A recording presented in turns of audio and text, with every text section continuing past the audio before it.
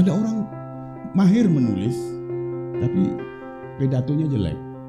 Ada orang boleh berpidato, tapi menulis tak pernah jadi. Tapi Hamka menguasai kedua-duanya. Ini yang saya katakan sosok yang sangat inspiring, yang sangat mengilhamkan. Beliau tidak pernah ingin berlomba dengan orang lain di bidang lain. Kamu boleh jadi apa saja, kamu boleh jadi ahli politik, mau jadi menteri, mau jadi presiden, silakan. Aku mau jadi penulis. Pertama kali saya mendengar beliau mengatakan dalam Al-Quran ada kalimat Melayu, beliau mengungkapkan satu kalimat dalam surah Al-Insan, ayat mizajuha kafura.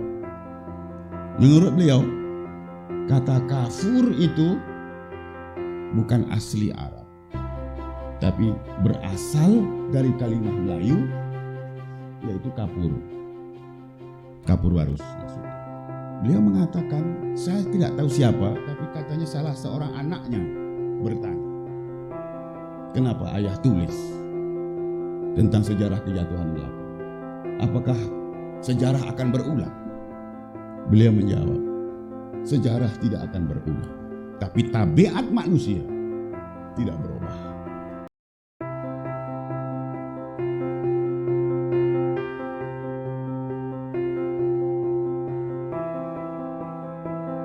Dia ditangkap dan dipenjarakan, dan dalam penjara itulah dia menulis tafsir.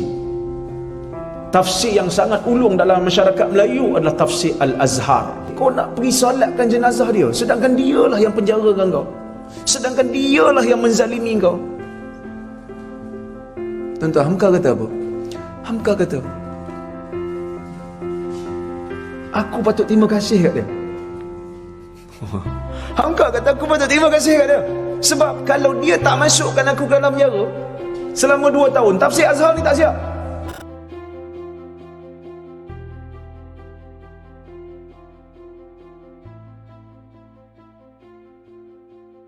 Tetapi sosok Hamka ini, kesederhanaannya sehingga memaafkan di antara pengarang kiri kelompok Kelekra yang menghebahkan berita tersebut, Pramudia Anantatur pun dihadir masa perkahwinan anaknya, dan pengkebumian Allahyarham Soekarno, Presiden Indonesia itu, diimamkan jenazahnya oleh Hamka.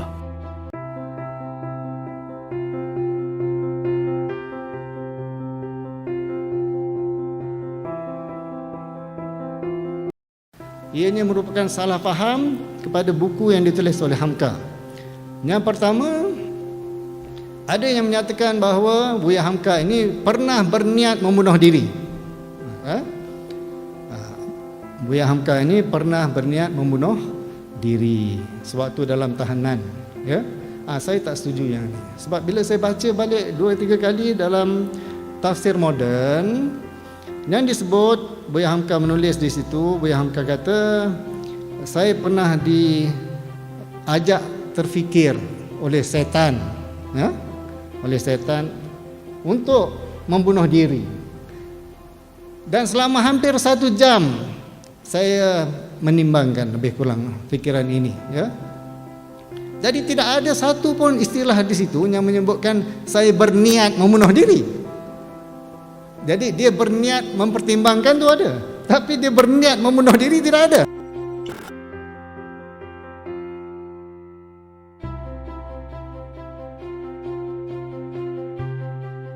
Pertama yang Hamka tekankan untuk menjadi seorang reformis kosmopolitan ialah supaya mengambil pelbagai pemikiran di dalam Islam dan cuba mencari jalan tengah di dalam pemikiran-pemikiran tersebut. Dan ini dipanggil di dalam Islam sebagai pemikiran talfik, iaitu menyatukan apa yang dilihat sebagai berbeza di antara satu sama lain. Kedua, untuk menjadi seorang pemikir kosmopolitan atau reformis kosmopolitan seperti Hamka, Apa yang dia telah lakukan ialah membawa apa yang di luar Islam seperti saya katakan tadi ke dalam Islam, kemudian menyatukan yang bukan Islam dan Islam menjadi satu pemikiran yang baru. Di sini Hamka menunjukkan di dalam banyak penulisan-penulisannya bahawa kita boleh mengambil banyak idea-idea daripada barat, daripada tamadun-tamadun yang lain, dan mengambil apa yang selari dengan pemikiran Islam kita untuk disatukan.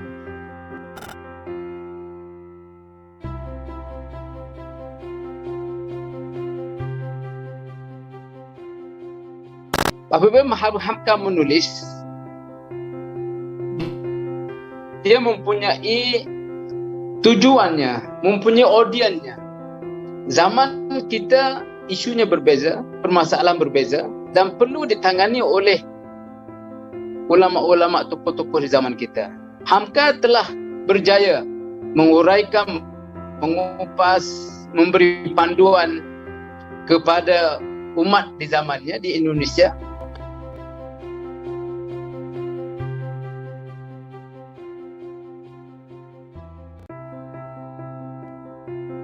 Buya Hamka ni agak istimewa kerana selain daripada tokoh agama, dia tokoh sastra yang boleh diterima di Malaysia pada semua golongan.